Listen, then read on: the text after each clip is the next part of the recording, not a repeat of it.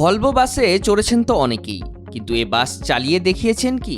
আসল বাস চালাতে না পারলেও এখন এর রেপ্লিকা চালাতে পারবেন অনায়াসেই। দুধের স্বাদ ঘোলে মেটানোর এই সুযোগটাই করে দিচ্ছেন নাদিম মাহমুদ শুভ। আমাদের এই বাসটা তৈরি করতে আনুমানিক 50,000 টাকার মতো খরচ হয়েছে। প্রায় আরও আমরা যদি ইনক্লুড করি প্রায় 60,000 টাকার মতো খরচ হবেই, কারণ ভাড়া আছে। ম্যাক্সিমাম পার্টস আমরা বাহির থেকে আনাইছি, যেমন ইঞ্জিন, গিয়ার বক্স, এটার লাইটিং পর্যন্ত আমি দেশের বাইরে থেকে নিয়ে আসছি, আমরা বাংলাদেশ থেকে কিছু ইউজ করিনি। এটা হচ্ছে হানিফের ছোট্ট একটা 1J মডেল। এই বাসটা হচ্ছে আপনার আগে বরিশাল রোডে চলাচল করতো, বর্তমানে এই পেইন্ট নাই বললেই চলে। তো আমাদের কাছে এই পেইন্ট আপনারা অ্যাভেলেবল পাবেন।